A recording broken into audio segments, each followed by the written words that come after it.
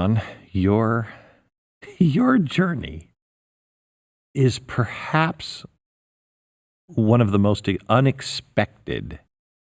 Could you have planned a more bizarre path of your life? Oh, Glenn, I'll have to tell you that if I read my books and saw my film, I would want to call BS on it because, if it had not happened to me, Right. I couldn't believe anyone else would have lived or survived what we went through in this friendship with Denver. So. Let me go back before we get to you and to Denver. If I summarized one of the main points that I got from this story is a good woman can change the world. Well, behind every successful man is a praying and good woman, I can tell you that. Yeah. And I was privileged to be married to one of the all-time best. I think she will go down in history just through people that see our film and read our books as one of the most inspirational women of America. A very unlikely, very ordinary woman. Brave. Very brave.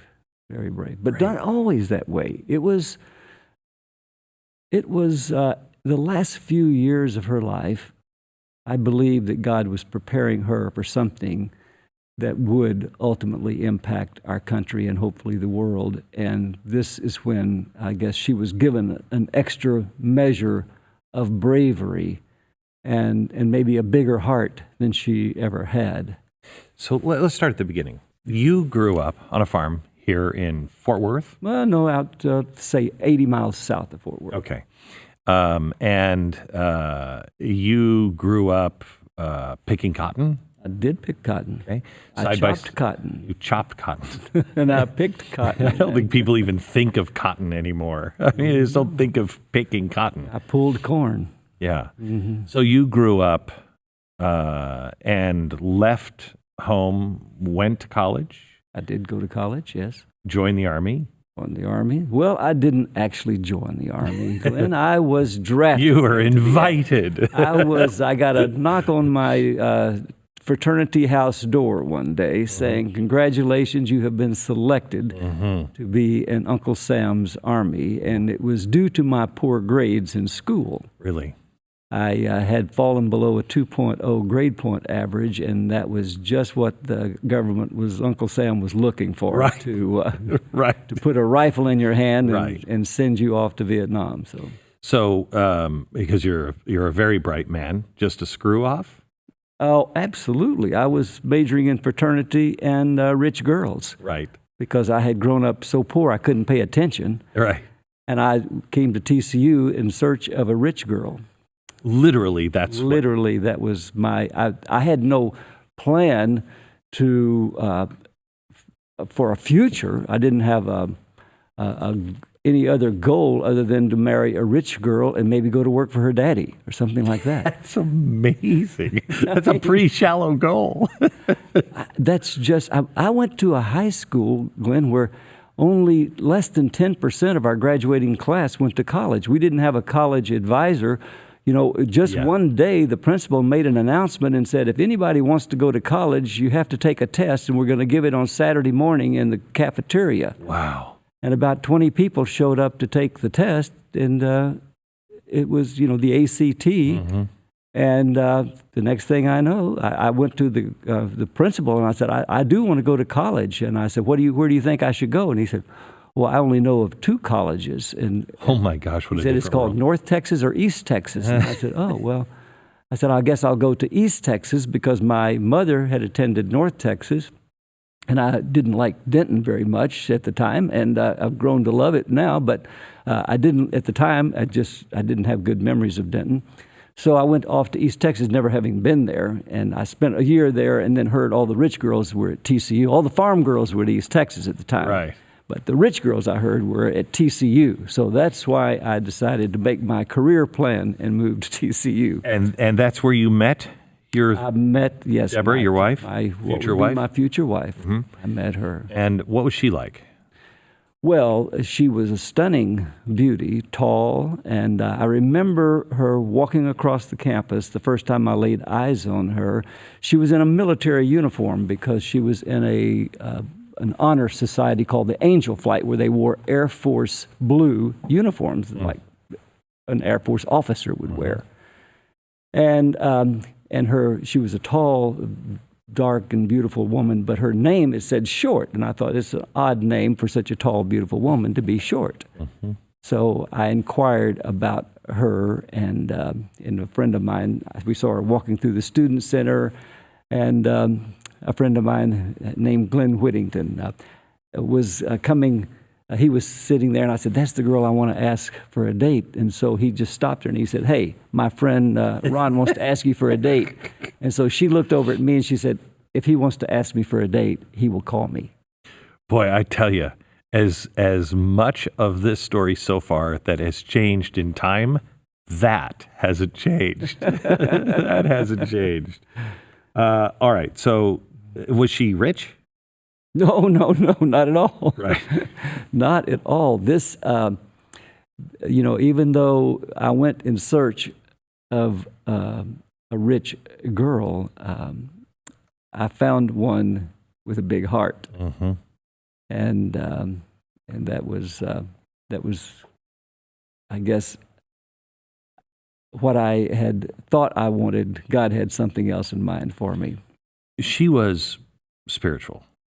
Not at the time. Not at the time. Oh, no, she was a fun-loving sorority girl. And really? Oh, yeah.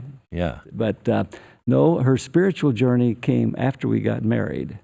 I guess when she realized that she had married probably someone without much vision. Because you got to... It sent her to her knees. Right. So you, when you came back from the military, right, you became a Campbell soup salesman? I did. Right. My father had sold Coca-Cola, and he called on grocery stores selling. I mean, you would think, who needs to sell a Coca-Cola? Right. But they had salespeople that would go out and sell and try to get you to do big displays. So he wanted me to be in the food business. It was, first of all, he wanted me to be a veterinarian so I could take care of his dogs for free. Right. And then when I signed up for chemistry and I dropped it right before the final exam with a 13 average, I said, I don't think I'm going to make it into vet school. So I changed my career path at the time. The only thing I could think of to take was to be an agriculture major, because I loved ranching and farming. I'd grown up on the farm. I had even tried bull riding and bronc riding, and became a team roper and things like that. So I thought agriculture was a natural path for me. So I signed up for Poultry 124, and I signed up for livestock production, and never used it in your life. Never did. Well, in Poultry 124, I discovered that's where, chicken don't have fingers. Right. Okay, good. All right. So you guys get married. You become a Campbell soup salesman. How long are you doing that? Oh, less than a year, until I was in the back of a Walmart, not a Kmart. I was in the back of a Kmart when a case of potted meat exploded into my face and took me down. Really? When I was covered in goo head to toe. And I was in the east side of Dallas, and I had to drive back to Fort Worth with my heads hanging out the window of my car because I smelled like spoiled potted meat. And the next day, I said, I read in the paper, actually, where they were looking for salespeople to make $100,000 a year. And so I took this $100,000 a year job and moved to San Antonio. And that job was? The job was selling insurance, selling stock in a new insurance company that went bankrupt after 3 weeks. And they told me I had earned almost $10,000 in those first 10 weeks. But when the company settled up with me, I got a check for $13.87. Oh, wow. And we spent that $13.87 eating 10-cent bean rolls at Tecomolino in San Antonio for 3 weeks till we could figure out what to do. And that's when I said, I think I need to go back to TCU and get an education. So you eventually go to become a banker. I did. I graduated from TCU, got an MBA in finance, and so I'm so proud of my university. They just gave me this last year the Distinguished Alumni Award. Really? And I was the least likely person ever to receive this award because I did not have a distinguished career at TCU. Right. But, so you go into banking, and how do you discover art? Well, I discovered art because I was in Houston bidding on some water and sewer bonds. I was a bond trader for the First National Bank of Fort Worth and an underwriter. So we would, when cities and municipalities were issuing bonds, we would go bid on them, and we had to have a certain amount of bonds in our portfolio. Mm-hmm. So I was there bidding on bonds, and I had about 3 hours to kill before the auction. Mm-hmm. You actually had an auction for them back in those days. It's all different today. But we didn't have computers back then, so we had to figure out our bids by hand. And actually, the bank hired me, someone I'd never even seen a computer, to write the first computer program for trading bonds. Wow. I don't know how I did it, but I did. So, So while I had about 3 hours to kill, I just wandered into an art gallery that was nearby where the bidding was going to be. And this guy was telling me about his life and traveling all over the world and buying and selling paintings. And he had just returned from Paris, and I had never been out of Texas except in the Army. And I thought, well, that sounds exciting. It sounds like a better job than sitting here in Houston waiting to bid on some water and sewer bonds. Right. So, and then go out to Fort Stockton, Texas to sell them or something. Right. That was what I was doing. So I asked him, I said, how do you become an art dealer? And he said, well, nobody's going to hire you to do it. You have to buy and you have to sell. So he gave me, he said, here's something you can make money on. And he showed me a painting, and it was a Texas bluebonnet painting that had been painted in the 1930s. Mm-hmm. And he said, this is a $5,000 painting, $6,000 painting. I'll sell it to you for $3,500, and you can make, a couple $1,000s on it. And I thought, wow, that's a great offer, except I don't have $3,500. Right. And he said, well, are you an officer of the bank? I said, yes, I'm an officer of the bank, but I haven't even received my first check yet. We only got paid once a month, and I hadn't even been there a month. So he said, well, I'll, just you write me a check and you go back to the bank. I was only making $600 a month. Wow. So this would have been half of my annual salary. My wife was teaching school making $300 a month. This is in 1969. Well, this is 1971 by then. But so I went back to the bank. They loaned me the $3,500 to cover my hot check. And they said, if you don't pay it off in 90 days, you will lose your job. And I said, okay. So I had to go to work to selling this painting. And on the 89th day, I finally sold it for $5,500. I made $2,000 on it.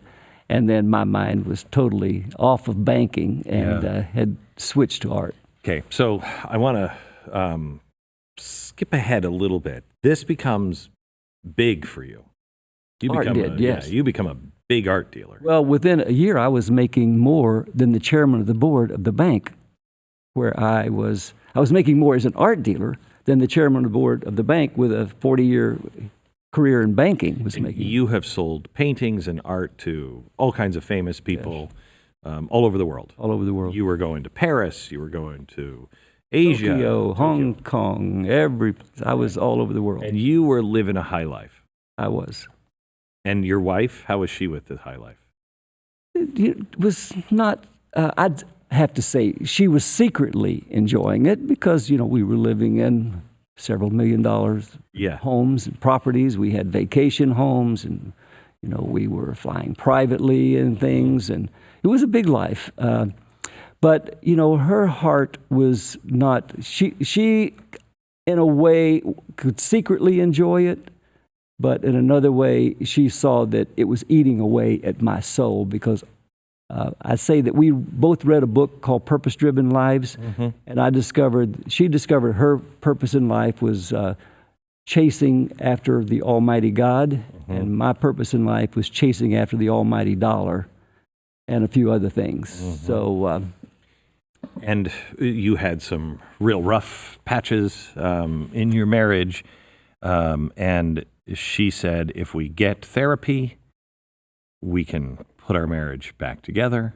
right. And at what point is she now, when this is happening, where are you mentally with God? And where is she at the beginning of this cusp that's about to change your life? Well, when we first got married, when we adopted our first child in 1973, we both realized that we needed something spiritual in our lives because we were just a couple of party animals that with now a new baby that we had adopted. So, she began studying the religions of the world, and she had decided that she thought Christianity was the best thing for her. And along the way, I had decided the same thing, even though I became a believer in Christianity before she did. So, but through this path, even though I was a believer, I was a pew warmer in church and a check writer for certain causes, but was not active in pursuing them. To be fair, in many ways, you were kind of the typical Christian. I mean, there's a lot there, right?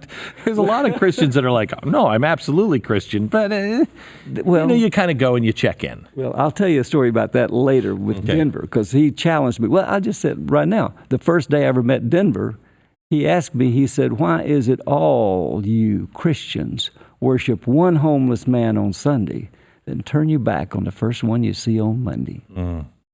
So, that was the homeless and people that were actually turned out to be smarter than me. That was their view on Christianity. And he told me one time, he said, there's way too much Bible study and there ain't nearly enough Bible doing. That's absolutely right. So, but anyway.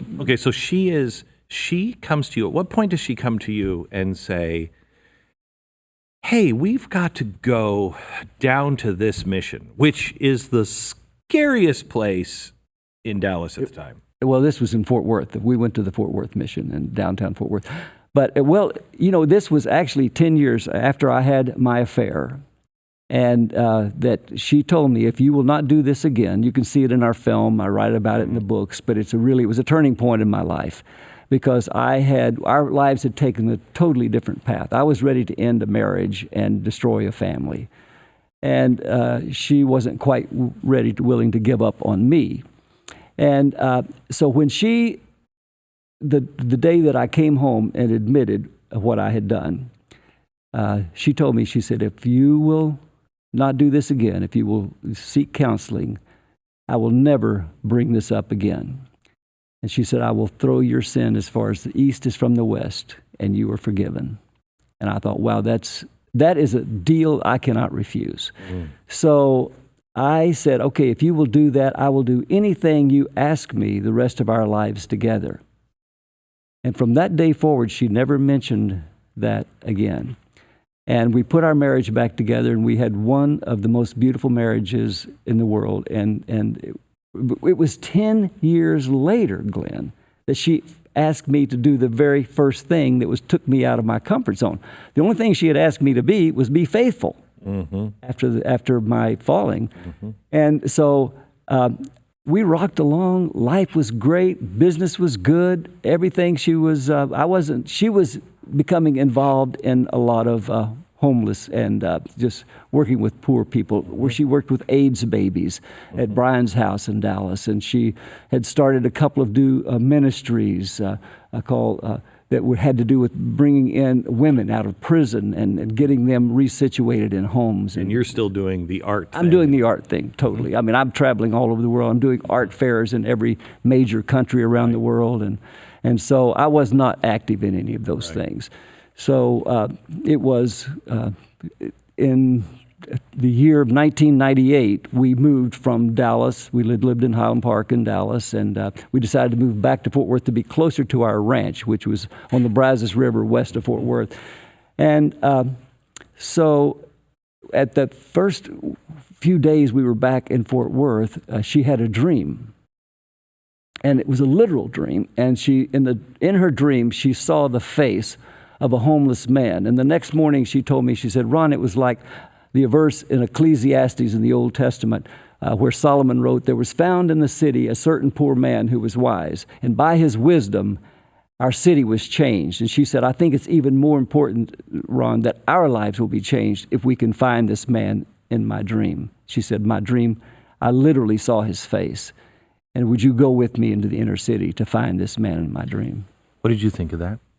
Well, I knew she wasn't crazy. She was a scholar at TCU. She graduated with honors, and she was there on an academic scholarship. So she wasn't nuts. She was not nuts. Was she somebody who claimed to have dreams before? She had only had one other dream she claimed was spiritual, and it had come about, and it was true. And she discovered a year after she had the dream, it was validated that it was true. So, and that was a really exciting thing for her. And this was only the second spiritual dream that she ever had, and it was probably 3 or 4 years after that first one. So that dream takes you to... Well, the next morning after that dream, she asked me to go with her into the inner city. So instead of going to my art gallery that day, I get in the car with her and we drive into the inner city of Fort Worth and began driving, very slowly around, looking for this man in her dream. That had to seem nuts. Well, it did, except she was so absolutely certain that she would find him and that this dream was from God. Okay. And so I was just being nice about it as I could. I didn't really want to be there. Right. But we drove around and we didn't see him. The people were looking at us like we were crazy because, when you're driving a very expensive vehicle in a place that people are trading drugs and prostitution. You've got two white people looking around like, let me see what your face looks like. Yes. Yeah, you're popular. Yes, exactly. Right. So we had people were telling us to get out of there. But we ended up volunteering that afternoon at the Fort Worth Union Gospel Mission.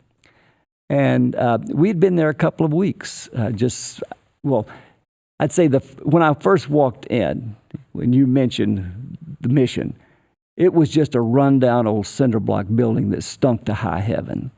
And it's not a place that I had ever been in any place like that smelled so bad or looked so bad. And I was a little bit terrified. The people were looking like they were out of some horror movie that were there. And so I asked the chef, I said, are there any infectious diseases floating around this place that I should know about? And he said, oh, absolutely. He said, we try to infect them all with love. And I thought, this wise guy, why would he tell me that? But anyway, so we began serving at the mission that day and made a commitment that we would continue serving for the next whatever. We didn't have an ending. And you're doing this on that day out of loyalty, out of respect. Yes. But kind of begrudgingly, quietly, Yes. Quietly, begrudgingly. She could tell. Yeah. She could You're tell. going along with your wife. I'm going along with the wife. And the subject didn't come up that I was doing it to pay penance for what I had done 12 years earlier, or 10 years earlier. Yeah. But so I just did it and said, this is something I have to endure. Yeah. This is Debbie, and I owe this to her, but I'm not telling anybody else that. Right. Okay. So you're there. 2 weeks go by. Guy walks in. He's pretty violent. He doesn't walk in. Okay. He storms in. He breaks down almost a door coming in. And he's screaming at the top of his lungs, I'm going to kill whoever done it. I'm going to kill whoever stole my shoes. And he starts turning over tables and throwing punches. And I look, and here's this giant-looking man with no shirt and no shoes and some raggedy old unzipped breeches, and he is destroying the place. And there's blood and cursing and fighting everywhere, and people are running and taking cover. The only thing I could think to do was take cover myself. So I'm standing behind a stainless steel serving line, which was the safest place in the whole building. And because I had a barrier there between me. But I saw there where we had taken out some pots and pans, there were some holes where I could stick my head. So I stuck my head under one of these things because I had taken a knockout punch in the Golden Gloves in high school, and I never wanted to get hit in the nose again. That was not fun. So the fight was getting closer to me, so I stick my head under this hole.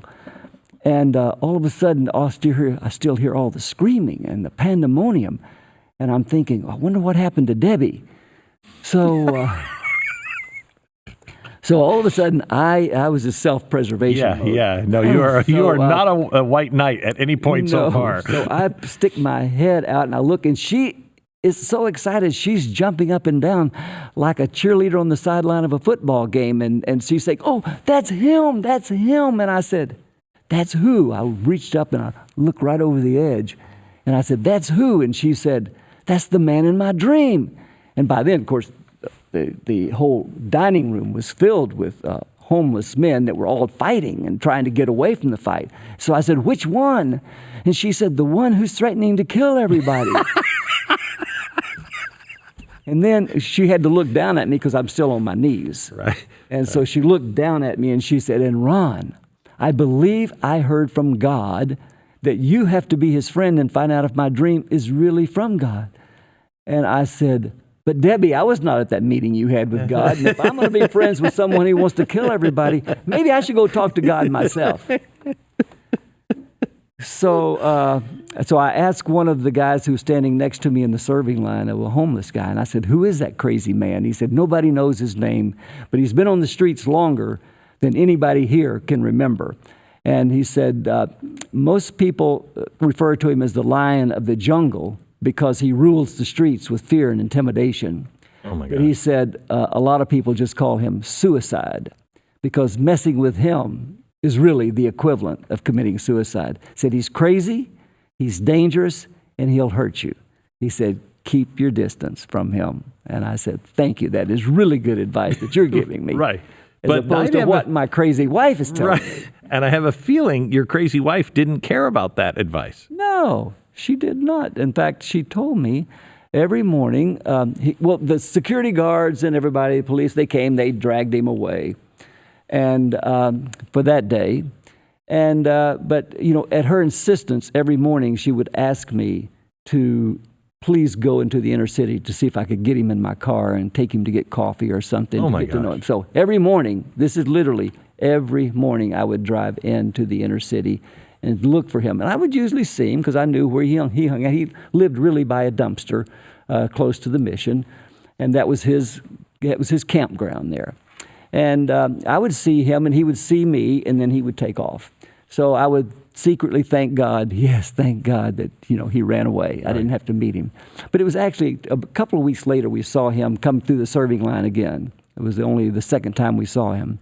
And he was the last person that came through the serving line that day as we were about to shut down. And so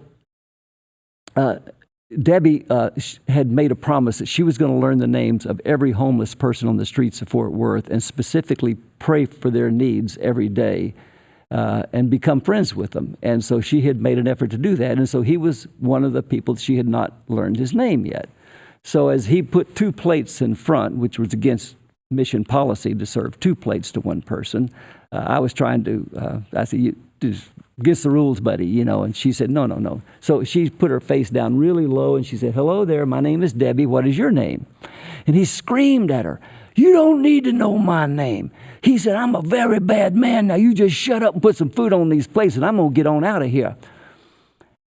And I tell you, the next thing I know, she leaps over the serving line like a high jumper in the Olympic finals. I never saw anything like it in my life. She leaps over the serving line. She chest butts him like two football players in a game, and she starts tapping him on the nose, saying, "You are not a bad man. You are, in fact, a good man, that God has a calling on your life, and you're going to live to see it." His fists were doubled up like this, and he was shaking. I thought, he's going to take her out. And I looked down, and my fists were shaking, and I was doubled up like this and thinking, well, if he hits her, I'm running out the back door. She got herself in this mess. I'm not going to fight a man they call suicide. So anyway, luckily he sidestepped her and left the building. But some person that was standing next to me said, my, I never thought I'd see some little skinny little white lady tame the lion of the jungle. Wow. And so that began our really serious adventure into a cat and mouse chase that lasted 5 months till I got him in my car. You get him in the car. How do you get him in the car? Well, I get him in the car.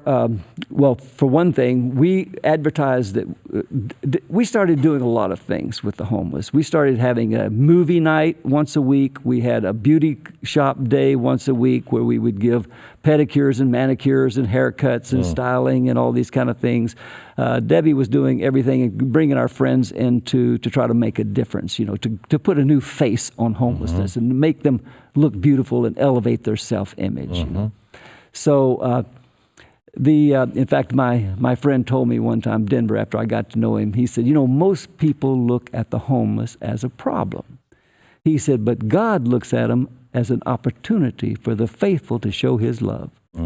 So we were taking this as an opportunity to show the love of God to people who considered themselves unlovable. But, so anyway, we advertised we were going to have a concert at the House of Blues, not a House of Blues, at downtown Fort Worth at Sundance Square. We had a theater down there. So we announced we were having a concert, and he actually got in my car, though he didn't say a word, to go to the concert. And that night, I went to sit by him, and he was sitting up in the concert. He didn't say anything to me when we were traveling there, but I go up and sit by him, and I said, Denver, I'm glad you came. And I put my hand on his knee. He grabbed my hand and threw it off his knee and said, man, don't you ever touch me. And he scared me to death, and then he got up and walked out. So he missed the concert just because I sat next to him. And I thought, this guy's crazy. But on the way out, he was standing by my car, and he was smoking a cigarette, and he said, I want to apologize to you. He said, you and your wife have been trying to be nice to me for a long time now.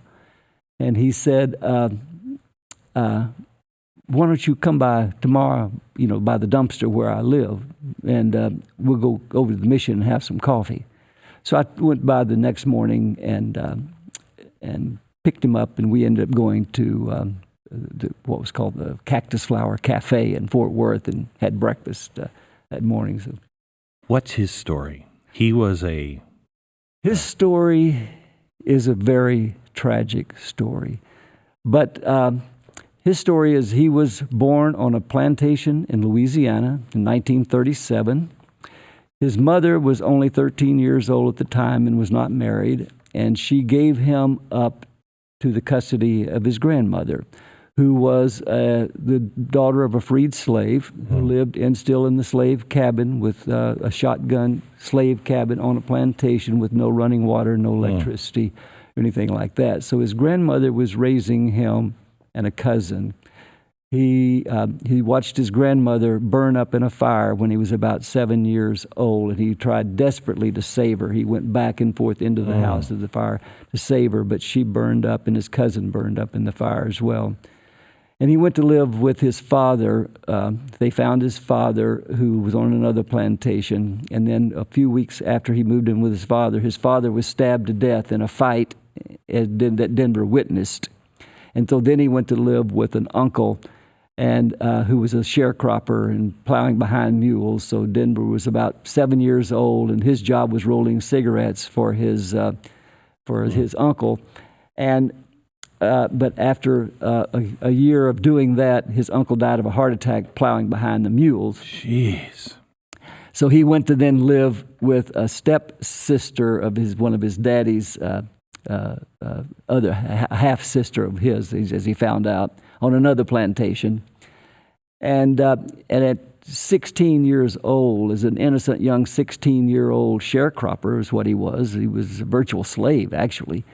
He was roped and dragged by the Ku Klux Klan behind horses for helping a white woman change a flat tire on the plantation. And that day, the Klan made him promise that he would never again speak to a white lady. And he made his own promise that day he would never again trust any white person. And he had kept that promise for all those years until I met him when he was 64 years old, living by a dumpster on the streets of Fort Worth, Texas. So when he moved to Fort Worth, he was actually going to California, if I'm not mistaken. Well, he was. He went into the man's store there. He got no money, really. He got credit at a man's store for working on the plantation.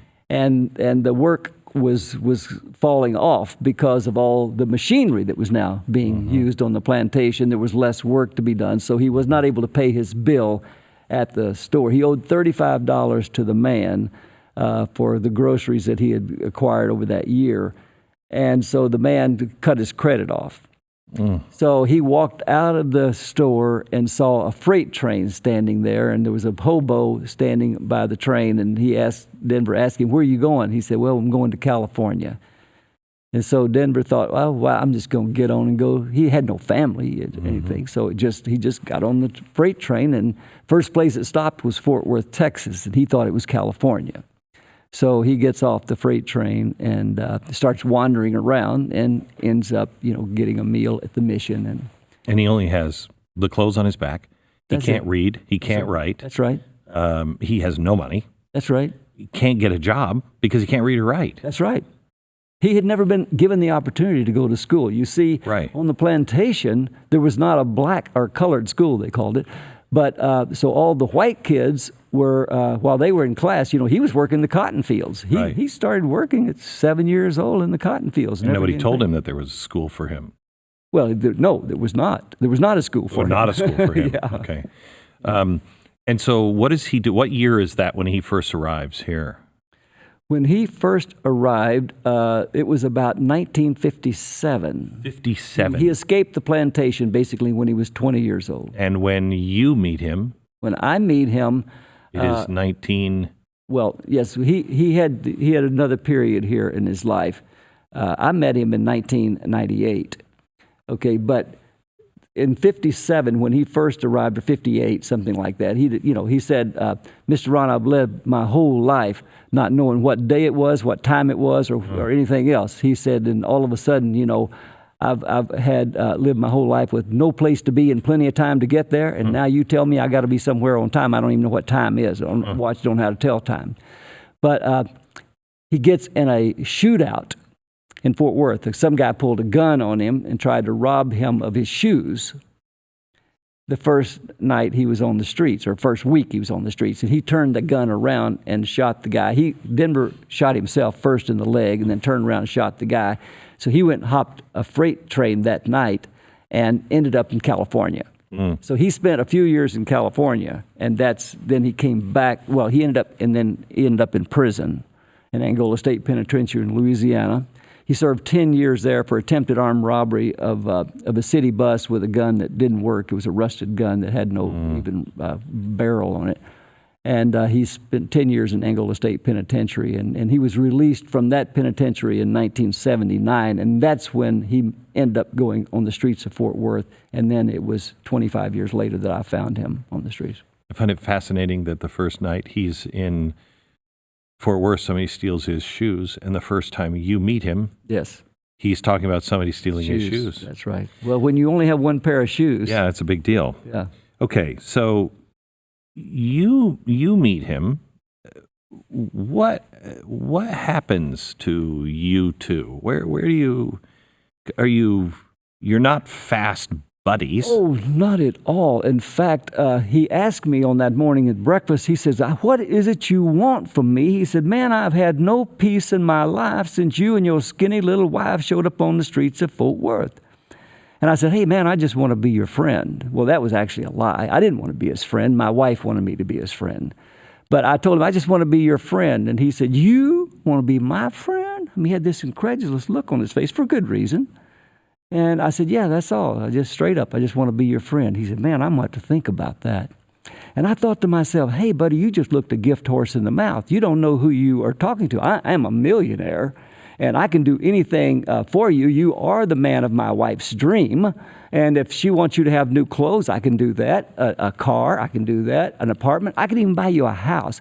Anything that she wants you to have, I'm going to get for you because I owe this to her, and I'm going to do it for her. So I said, I was so arrogant. I didn't think this man had one thing to offer me in a friendship.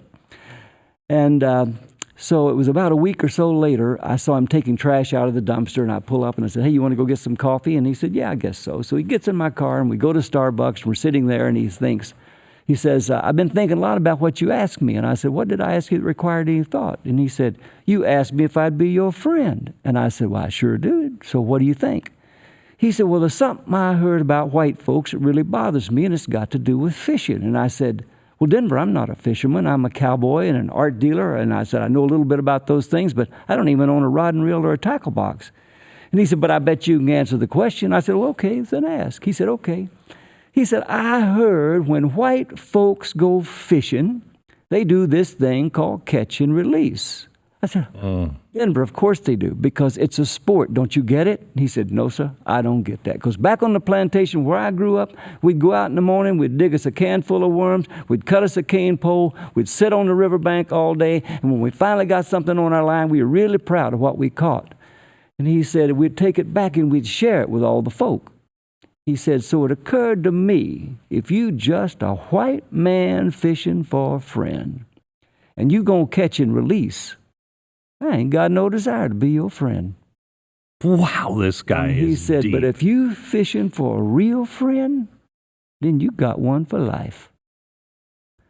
And my mind flashed back to Debbie's dream of this poor man who was wise, because what he spoke to me at that moment was the wisest thing I had ever heard on friendship. And I knew at that moment, if I ever heard from God in my life, it was at that moment when I knew I had to take a chance and be his friend. I couldn't go tell Debbie of this meeting and tell her that I had told him I was not going to be his friend. But I have to say that was the best decision I ever made in my life. As an art dealer, God all of a sudden just repainted the canvas of my life and rewrote my life story. We all have these moments in life where you face something that will be life-changing for you, and those decisions you make at that moment will forever alter your life. And that moment, that catch and release meeting forever has altered my life. Did that humble you at that moment? Oh, Glenn, I enrolled in what I call Denver University the next morning.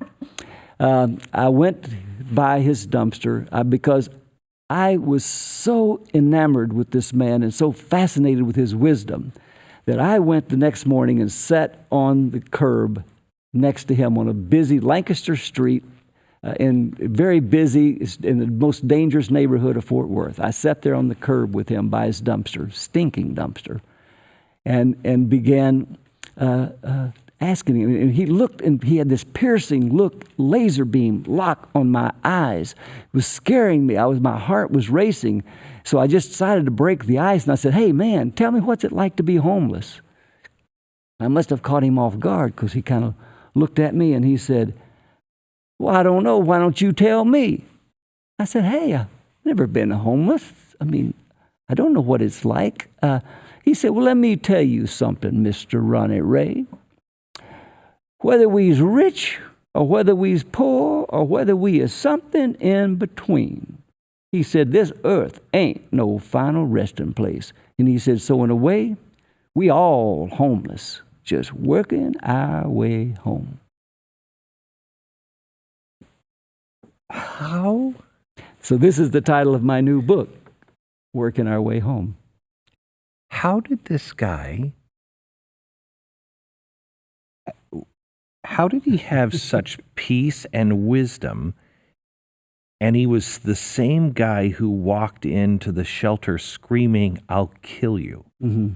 What is that? Where was that? That was his form of protection. You know, he acted angry, and he would say, everybody that smiles at you ain't your friend, and everybody that screams at you ain't your enemy. Mm. But he said, you know, you just got to discern. He said, Miss Debbie could see through all of that. She could see through my confusion and anger. She had Superman's eyes, and she could see right straight to my heart. And he said that throwed me off. And he said, so it was, but he had no friends. But he would spend every night, though his only friend was God. And he talked to God like he knew him personally. And he did. And he would talk to him in conversations and have long conversations with him. And so that's where he gleaned these things. And he didn't have any conversations except in anger and in a protective manner with anybody. But so it was one of the first few times I'm sitting at Denver University there on the curb, and I was starting to ask him questions about people in judgment. And he looked at me and he said, Mr. Ron, look down the end of the street there. What do you see? How do you mean, wait, how do you mean in judgment? You're asking questions in judgment. Well, I would say, what are they on? You know, I'd say, what are they on? Or, you know, they'd come by and hit me up for $1. And I said, I'm not going to give them $1. They're already too drunk or too high or something like that. Mm-hmm. And so he looked down, he said, Mr. Ron, look down at the end of the street. What do you see down there? I said, well, you talking about way down at the end of the street? He said, yeah. I said, I see the courthouse. He said, yes, sir. Let me tell you something, Mr. Ron. That courthouse is full of judges. And God ain't looking for no more of them. He said, God is looking for servants. He said, if you want to come down here and spend time with me on these streets, you need to come and leave your judge's robe back in your closet, and you come as a servant. And you and I are going to be getting along just fine. But you ain't going to come down here and be judging my people here on the streets. Jeez. All right. So this proceeds for a while. Your wife gets sick. She gets cancer. She does. Tell me. But he is the one that prophesied that or predicted it. Maybe 5 months into my Denver University education program, I was nearing a PhD at the time because I was getting so wise. His wisdom was just coming in bucket loads. So one day we're sitting having lunch, and he looked very concerned that day. And my life lesson for that day was, if the devil ain't messing with you, he's already got you. So after he began instructing me on that, he told me, he said, Mr. Ron, what Miss Debbie is doing for the homeless, she has become precious to God. He said, when you become precious to God, you become important to Satan. He said, so watch your backside, something bad getting ready to happen to Miss Debbie. And 3 days later, out of nowhere, she was diagnosed with cancer. And for the next 19 months, when we fought the battle of all battles, Denver is the one that God chose to encourage us the most during those 19 months. And the man that I once thought had nothing to offer me in a friendship, for 19 months, every day he would show up on our front door, knocking on it at sunrise or right after that, and bring us a fresh, relevant message that he had heard from God in the night. And he was never, ever wrong. And I just marveled at how God chose the poorest, most dangerous man on the streets of Fort Worth to be the one that encouraged us the most during the darkest days of our lives. It's the humble and the meek. Isn't that just like God? Yeah. It's the humble and the meek inheriting the earth. And on the last day of her life, he came to tell me that he was talking to God in the night. And he said, God told me to come tell Miss Debbie to lay down her torch. And he said, so I need to go in and talk to Miss Debbie, and I'd like to be that in private if you don't mind. So he went in. She was lying in bed. And he kneeled beside her on the bed, and he said, Miss Debbie, he said, I was talking to God last night. And he said, the only reason you've been holding on this long, Miss Debbie, is because he told me because you didn't know who was going to take care of the homeless when you pass. He said, but God told me, he said, Denver, you go tell Miss Debbie to lay down her torch, and you pick it up, Denver, and you carry it the rest of your life for her. He said, so that's what I'm going to do, Miss Debbie. And he said, and I'm going to be here till God takes me, and I'll see you on the other side. It won't be long. And the man who had been made promise by the Ku Klux Klan never again to speak to a white woman kneeled beside her bed and gave her a kiss on the forehead and said, I'm going to see you on the other side. And when he left her room, he came out and said, don't worry, Mr. Ron, nothing ever ends till something new don't begin. And her final words to me were, Ron, please don't give up on Denver. God is going to bless your friendship in a way that you can never imagine. And a few hours later, God took her to heaven. 3 days later, Denver stood up and preached her funeral. And he shared the message that all of these years, 25 years on the streets, how a lot of people had given him a dollar bill and told him Jesus loved him and all these kind of things. But, no one had ever stopped to find out his name and see behind the anger and confusion. He said it was like an old song that they used to sing back on the plantation when nothing else could help. He said it was love that lifted me. He said it was the love of Miss Debbie. He said it was the love of Christ in Miss Debbie that gave me hope. And he said, and I'm here today to share that with you. And Miss Debbie wanted me to share with you too, that she wanted to build a new homeless mission in Fort Worth, Texas. And I know there's a lot of you skillionaires sitting out there with a lot of paper. So she'd make her real happy if y'all build that new mission for her. When he got through speaking, he got a standing ovation from more than 1,000 people at a funeral. And by noon the next day, more than $500,000 came in from the people at the funeral. Within 1 year, $5 million. Within 3 years, $15 million. We built this finest homeless mission in America in downtown Fort Worth. And that year that we finished this mission, Denver was honored as the philanthropist of the year for the city of Fort Worth. Unbelievable. And as he stood to receive his award, he told the people, he said, a lot of y'all just thought I was trash on y'all's streets. He said, but did y'all know that God is into recycling business? He's turning trash into treasure. And what a life. What a blessing. But your new book is about what everybody doesn't know. You two were roommates for 11 years? That's right. 11 years. That's right. The man who said, I'm going to kill everybody. Yes. The man who had the exact opposite life. That's right. Who was, I'm guessing, was he at a place before you all got together? Was he at a place to where he was happy on the street? Yes. He was happy. He was, this was his kingdom. Right, okay. He was the king of his kingdom, and people would come by and they revered him and feared him.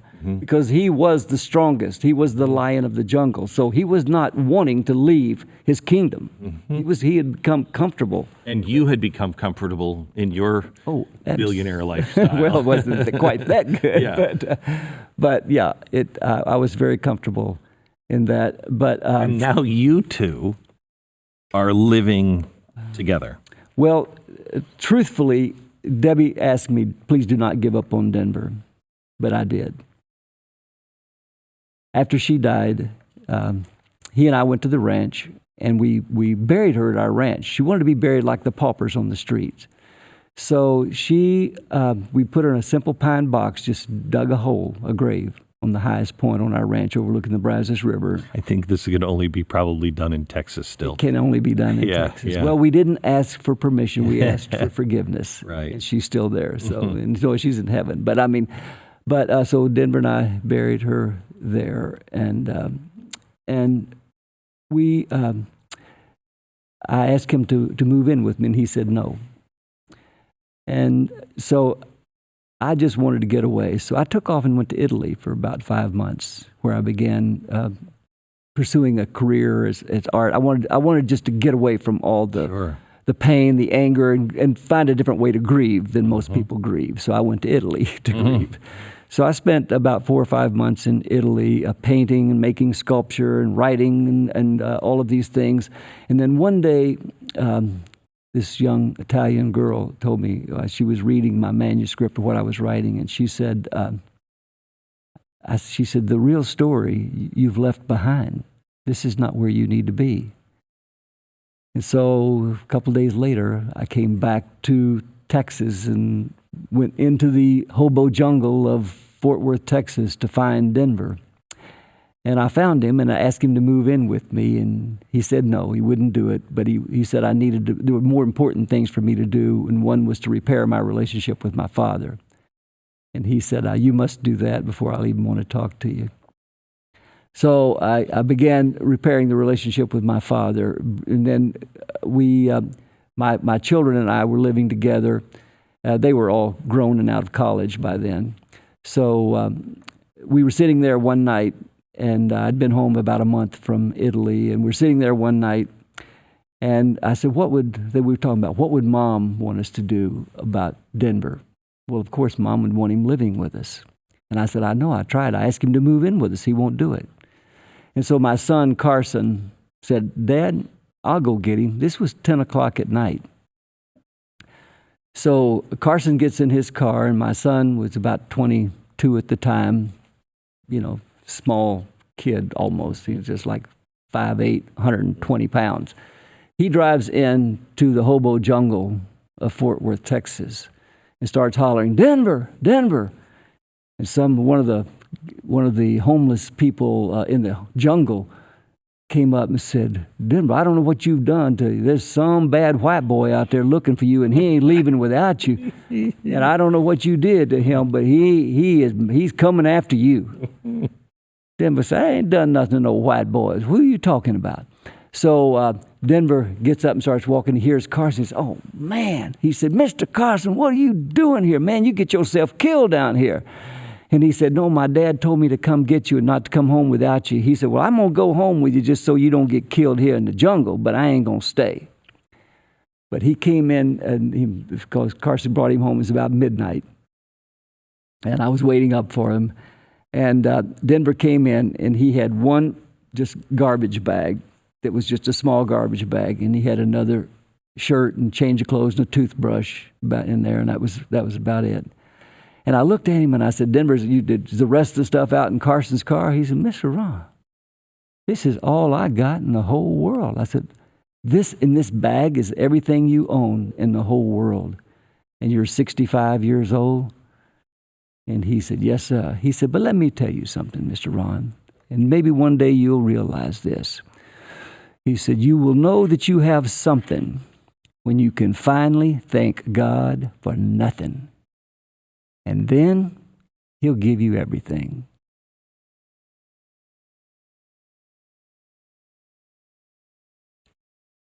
Tell me what that means. Well, that means that he knew in his life he was content to be where God had him. But God wasn't through with him yet. And when he could thank God for his circumstances, even how poor they were, he could praise a God that is an almighty God. And he could praise him for nothing because he had nothing. And God gave him everything. That was a miracle. I witnessed the miracle of a homeless man known as Suicide, who did not read and write, become a #1 New York Times best-selling author and stay on the list for 3.5 years selling 2 million books. I witnessed a man who had never drawn a stick figure, been in an art museum or an art gallery, become a successful artist and selling more than 500 paintings. I witnessed a homeless man who was penniless when he moved in my home and had been living in cardboard boxes in hobo jungles and dumpsters in Fort Worth, Texas, even in a grave. He took up residence in a grave one time to get away from some of the confusion in the inner city. It was a freshly dug grave in a cemetery. I witnessed him become a millionaire at age 72 and then give it all away back to the homeless and the poor. I witnessed a man who for most of his life disliked, mistrusted whites become a symbol for racial unity in America, spreading a message that it's not the color of our skin or the language we speak that divides us, it's the condition of our hearts. And I witnessed a man who for years sat in silence by this dumpster, speaking to no one, become a motivational speaker and get paid $10,000 for giving speeches and filling events like the Georgia World Congress Center in Atlanta, packing it out. I witnessed a man who, as a child, was taught that the White House was only for white people. I witnessed him be honored by the Bush family at the White House. And at a private luncheon, when we were speaking for Barbara Bush's Foundation on Literacy in Washington, D.C., they had us and three other authors for a private luncheon in the White House. But as we were leaving the White House that day, Denver starts laughing hysterically, and he had had some embarrassing moments in there. I write about him in our book, Working Our Way Home. But as we were leaving the White House that day, he starts laughing hysterically. I said, "What's so funny, Denver? You just embarrassed the tar out of me there at the lunch table with the Bush family." And he said, "Well, think about this, Mr. Ron. I done gone from living in the bushes to eating with the bushes." He said, "God bless America. This is a great country." And I said, "You are right, Denver. God bless America. This is a great country." I said, "The proudest moment of my life, I saw the President of the United States of America walk up to Denver Moore in his office and say, 'Denver Moore, what an honor to meet you, sir.'" And I thought, wow. Can you believe that the President of the United States knows the name of what was the most dangerous, craziest, homeless addict on the streets of Fort Worth, Texas? And God has transformed that trash into a national treasure now and using him to give homelessness a new face so that people, when they see the homeless now, they will look at them and think, not what's going to happen to me if I stop to help, but look at them and think, what will happen to them if I don't? Would that be a Denver sitting there that maybe will impact our lives and our nation? And I can tell you, just as we are now at this Christmas season, and we are celebrating and worshiping the most famous homeless family in the history of the world that impacted the world, because Mary and Joseph were homeless that night. They might have not been penniless. In fact, homelessness is not about running out of money. Mm-hmm. Homelessness is about running out of relationships. Mm. When you've lost all hope, when you have lost your friends and your family, you might still have some money, but without friends and family, you become homeless. How did he die? Denver's lungs gave out from smoking. Mm. He had COPD. Were you with him? He was supposed to be with me at the ranch, and that day he said he wasn't feeling like being at the ranch because he was not feeling well. And we had been in and out of the hospitals so many times, back and forth to hospitals, which are some of the craziest stories, how he would run away and from the hospitals and what he called burn off. I write about that in our new book, Working Our Way Home. It's the craziest stories that you will ever hear. They're hilarious, actually. But I went by to pick him up, and he said, no, he said, I can't go today. He had lived with me. He had just moved out and moved into a motel where he got a smoking suite because he had set my house on fire twice by falling asleep and smoking in bed. And I said, Denver, you either quit smoking in the house or you got to go get a place to sleep. Well, so he found a motel. A motel that would rent him a smoking suite so he could sleep and smoke. And then he spent all day at my house because his art studio was there, and he got all of his meals at our house. So it was not as if we weren't living together. He just slept somewhere else. So that morning I went by to pick him up to take him to the ranch, and he said, no, I don't feel like going today. And that night, they found him in his room. He had died peacefully, and just his lungs just stopped. So, How lucky are you? well, I'd say I'm blessed. Yeah. I'm blessed. I'd say Why that did you get that education? Why'd you get that? I don't know. I just say that I was a willing participant in something that that I fought, but somebody knew it was going to be the best thing for me, and I think God just kept steering me in that direction. Even though I fought it all the way, I finally gave into it because I started seeing lives changed. I love a great success story. I've seen so many of them. There's so many people in this homeless world that want out. I mean, there's a good number of people in the homeless world that don't want to break through there, and there's a lot of mental issues there. But there are some really great people that want to escape it, and they just need a leg up. Not a handout. They need a leg up. Denver told me one day when I was first sitting with him on the curb, and he asked me if I was a Christian, and I said, yeah. And I said, why do you think I'm down here trying to help? And he looked at me and he said, trying to help? He said, you mean to tell me that you think if you scoop some spaghetti on a metal plate, you're helping somebody? No, he said, we can feed ourselves. We're perfectly capable of putting that spaghetti on the plate ourselves. And he said, do you think giving somebody $1 bill going to change their life? No, that ain't going to change their life. Let me tell you what will change their life, Mr. Ron, is if you crawl down in the ditch with them and you stay there long enough till they're strong enough to crawl out on your back, then you help somebody. That'll be life-changing, and that's when you help somebody. Other than that, you're blessing them. And we like blessings. But you ain't helping nobody but yourself. Feel better about yourself because you probably ain't done nothing for nobody but yourself in a long, long time. And so here you are trying to make yourself feel better. But, if you want to help somebody, wow, you know how to do it now. So I have a feeling that's what the judgment's going to be like. It's just going to be super crystal clear. You know what I mean? He wasn't saying that condemning. He was just speaking the truth, it seems. Yeah. Yes. And you're like, you must have felt like that big. Mm-hmm. Oh, yeah. He told me, he said, you never know whose eyes God is watching you out of.